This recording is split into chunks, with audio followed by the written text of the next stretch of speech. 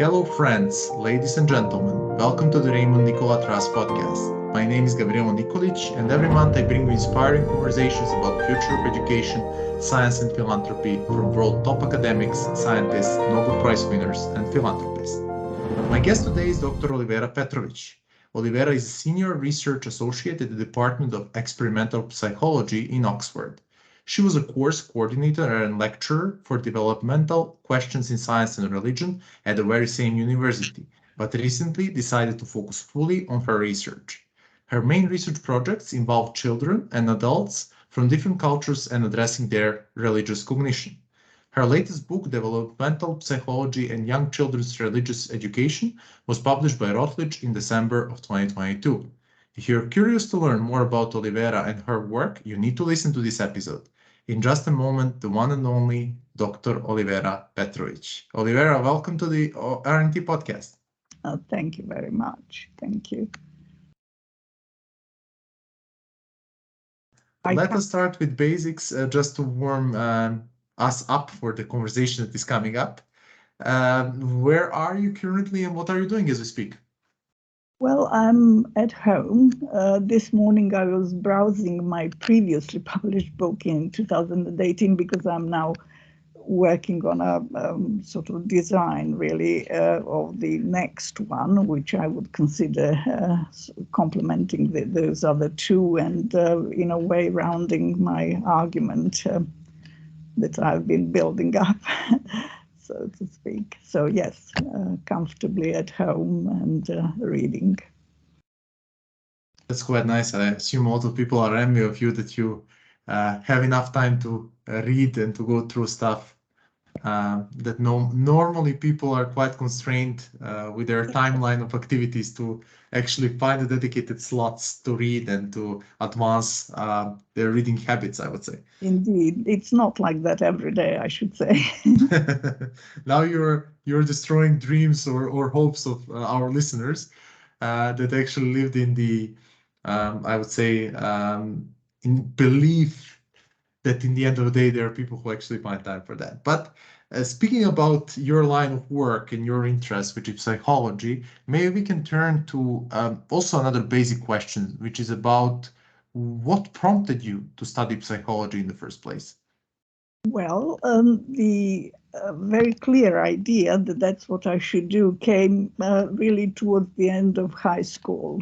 And even though we had psychology at high school, it was, I believe, a semester, it didn't inspire me very much. It didn't convey to me what it actually involves or might involve, as you, I'm sure you are aware that at that time the educational philosophy in Yugoslavia was Marxist, so anything more kind of veering towards metaphysics wouldn't be particularly encouraged. So I just didn't consider it. But towards the end of high school, I somehow realized, with the help of one or two sort of friends conversing with them, that psychology was really the only subject where I could pursue my interests. And the interests by then had already been crystallized. I was always interested in how people think, especially really children, because you can notice changes and differences from early on. And children do, of course, talk about philosophical issues. They always have. So to pursue that in a more systematic and long-term basis, I realized that I have to study psychology. There was no other route. I must admit, when I was preparing for our conversation, that I came across the subject of your studies and research, and that's developmental psychology for the first time.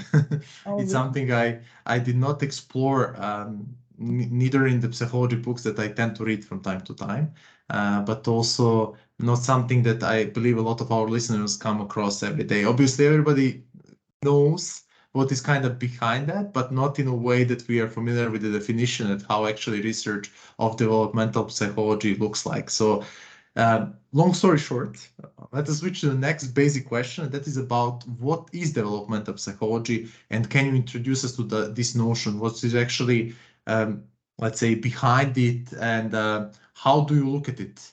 Let's put that personal touch as well as a part of this question. Well, as the name really suggests, it's the focus is on the changes or development that takes place in human life from birth to the very end.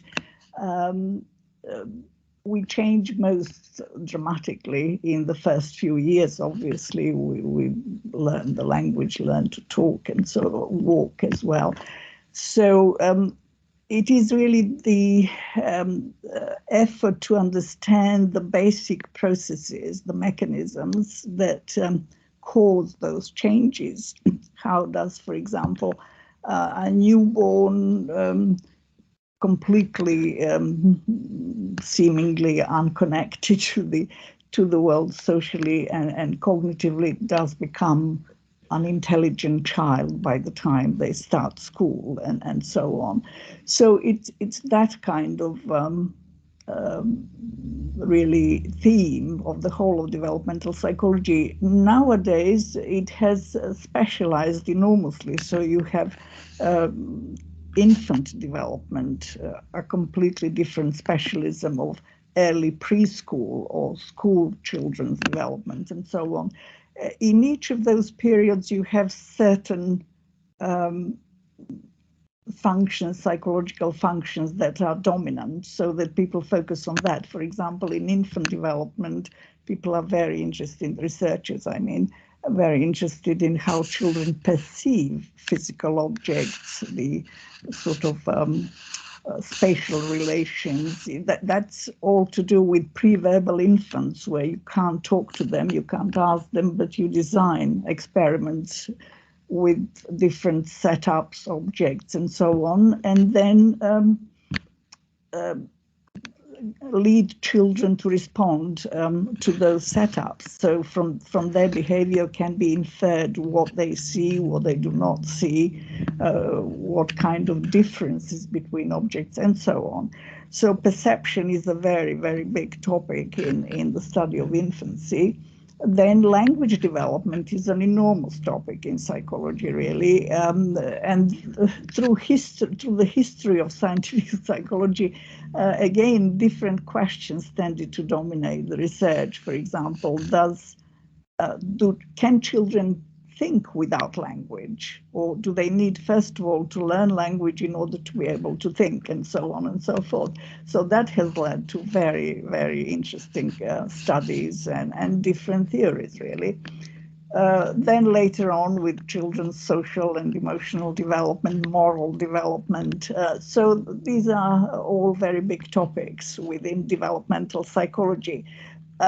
In the last few decades, the interest has moved on towards adulthood and changes, sort of aging, really, processes, and the similarities and the differences between young children or children in general and adults. What does change in human development and what does not change? Because there are things that do not change.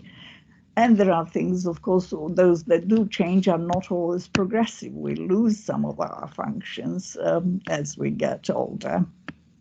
So that's developmental, if I have succeeded in conveying to you what it is about. Definitely, to me, I assume also to our audience, but I think one silver line that actually connects all the issues you actually described as a part of developmental psychology is definitely development, in the sense that everything is evolving, and also the psychology is evolving, which I'm really glad to hear, because it means that it's really following the trends and what we spot in our daily lives. Oh yes, very much so, yes. Speaking about your research, interests, why did you decide to focus on developmental questions in science and religion in your research, and how your research is actually contributing to psychology and science in general? Yes, well, really the short answer, although that may be the sort of the end of the answer, is that they do ask the same questions about the world, science and religion. And that's not just in the case of psychology and children, it's the history of science, really, and philosophy, the history of ideas in the sort of evolution of humanity. The questions are the same very often, and until very recently, until sort of the emergence of modern science, they were explicitly so. For example, the setting up of the Royal Society of London in the 17th century was the founders were both scientists, as we now understand science, and theologians, and they called themselves natural theologians because they were really studying nature as far as they could, given the methods available at the time. But with the aim, the preeminent aim was understanding the mind of God as it is expressed in the natural laws of physics, biology, and so on and so forth. So that is really the history. Now, obviously, the emergence of modern science meant that people were becoming far more specialized. You have although scientific method is the same in any science, in very broad terms, you basically have a research question, a hypothesis. You have some empirical ways of addressing those questions, and then interpreting the results, and that may and typically does lead to further research. Nevertheless, those the ways of thinking are the same, have been the same in philosophy as well. I mean, if you take Aristotle, he really is a biologist, plus other things as well, and so on. So they didn't have the methods that we have in modern science. That's the only difference. And psychology is actually a very good example that we all can follow more closely as one of the younger or youngest even sciences. Psychology has the existence as a science of just over 100 years, we can say, and that is tied to the availability of methods that could be used in psychology to study mental processes. So if you can remind me of the question, I have a feeling that I have slightly sort of diverted from the, or maybe not, maybe I have answered it as you went. I really enjoyed it, but I think it's maybe the spot where we can connect it with another question I wanted to ask you later on. It's about why it is important to study religion in the psychological context, if I can refer to it in that way. That's easy to answer, at least I think it's easy, because, there are other disciplines that study religion, as you may be aware, anthropology, sociology, history, and so on. But the difference between those other disciplines and psychology is that psychology really, that's the essence of psychology. The focus is on mental states, mental processes, and that's only possible in psychology. I mean, we have methods for that. Other people can reflect on those and speculate about anthropologists and sociologists, but that's not they are more interested in the aspects of religion tied to culture, cultural influences, learning, education, and so on. But psychologists really pay attention to the mental processes. Now, for me personally, that is what I suppose religion is about, having a concept of divinity, of God, and so on, and that can only be a conceptual thing. We don't have any tangible sort of material evidence for God. We have to study our understanding of it, of the processes involved in it. So yes, that's why psychology is the natural home, I might put it, for the study of religion.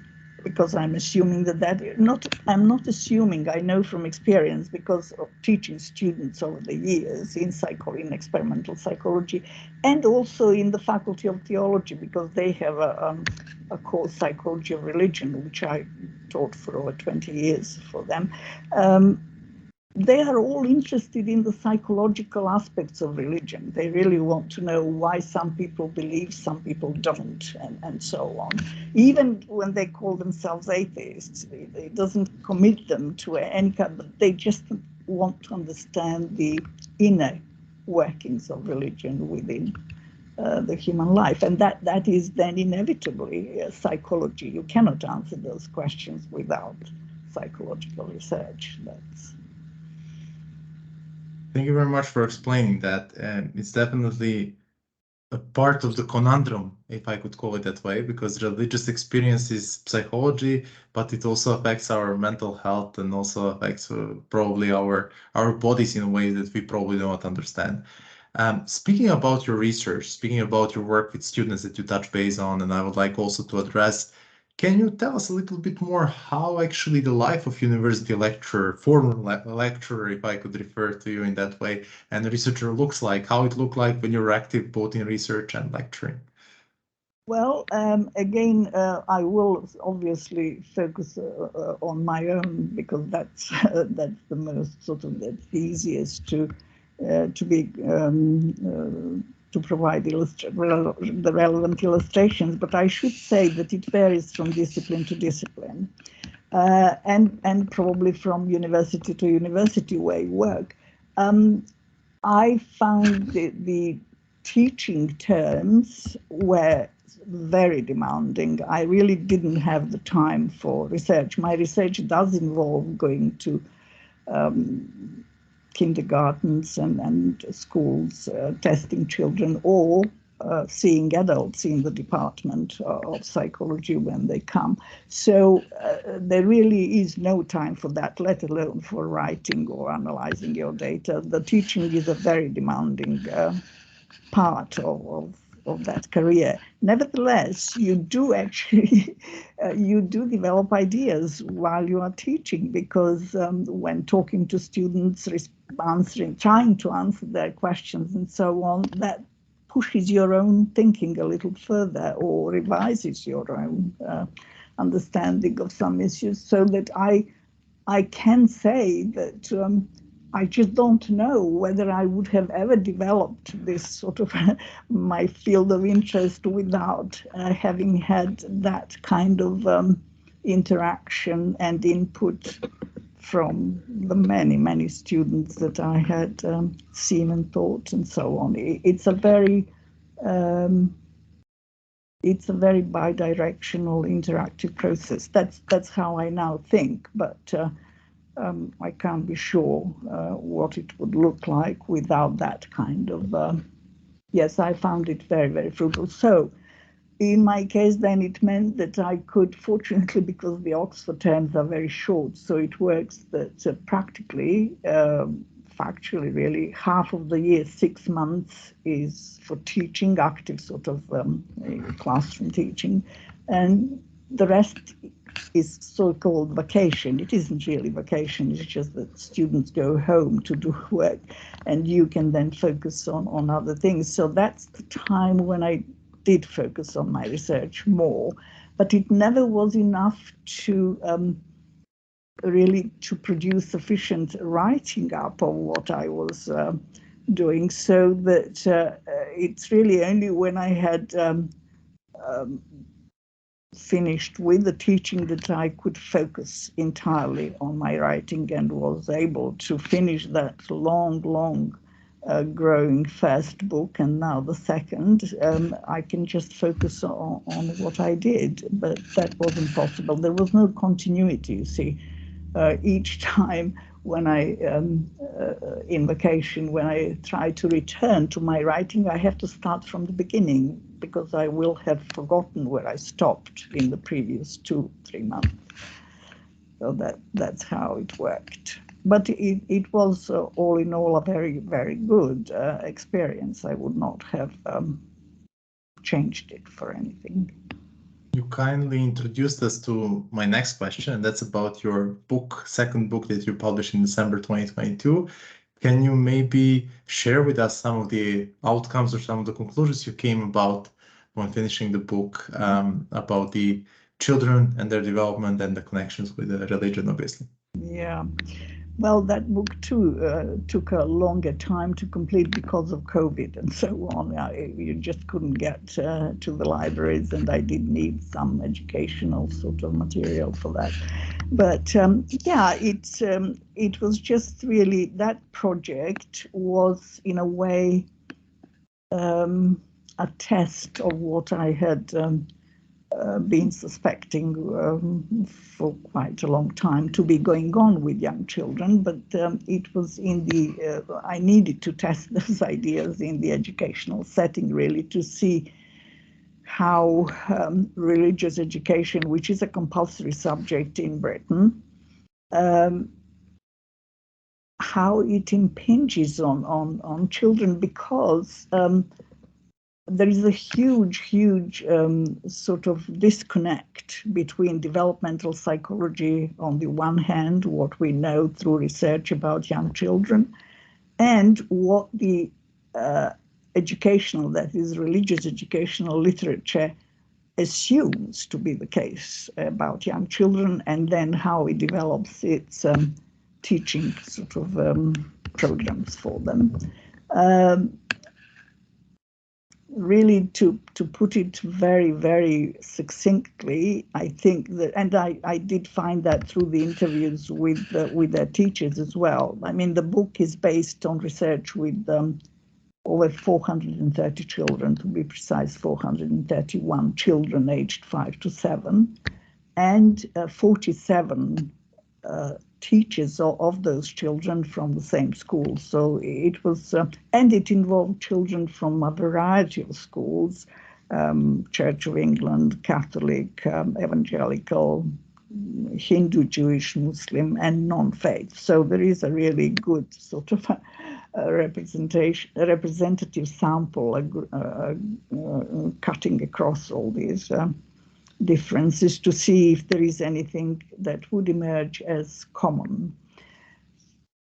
So that's when when talking to the teachers, interviewing them, it was very clear. They just confirmed what I had suspected must be the case, that they simply are not aware of children's actual psychological maturity and the ability to understand abstract concepts. So it was very interesting, and I hope the teachers would, as some of them did say, they just had hope that this book, when it's published, would help them learn something about the children, because they just they are guided by their sort of syllabi and various educational theories to expect very little. I mean, they just don't expect children to understand abstract concepts, that God can only be an elderly man sitting in the sky. That is what the teachers, virtually all of them, I think, would argue was the case with young children. And of course, it couldn't be further from the truth. It's very interesting. Because the book was published so recently, it's not even a month ago, I simply don't know what the response is going to be, but the only relevant response really should come from the educational community, because it's bound to affect them most. I certainly did my best to include in the book the relevant psychological findings that should help them approach their subject very differently. What to expect of young children and how to engage them, because the children are very interested. That age group was just really fascinating. What I've quoted many of their statements in the book anyway. So, speaking about children and the future, where do you see yourself in 10 years? Well, that's a fairly sort of long shot. I'm not sure. Well, certainly, as I say, I do hope to manage to produce more something else in writing that would really help both psychologists and educationists see the proximity and the necessity of interaction, cooperation between the two. Really, all this has already happened in the teaching of children in mathematics, science, literacy, and so on. But religious education is very, very much of an outlier. So that's the immediate kind of a goal. I don't know how long it would take, probably a couple of years or so. And then I also hope, I mean, this should have happened already had it not been for the pandemics and so on, to attend more research meetings and professional encounters with colleagues, both from developmental psychology who have not looked seriously at this area, and also from education. So that's another kind of desirable planning, if I may put it that way. Certainly, I would like to travel a little more. For example, I would like to go to Serbia. I've seen very little of Serbia because when you live there, you want to go elsewhere and so on. So I would. My English friends over the years have inspired me. Actually, they are very interested and and other places as well. So yeah, that's what I can think, but we never know. Indeed, we never know. Speaking about your profession, including your plans, what would you say is the single most important thing that you love about your job? Well,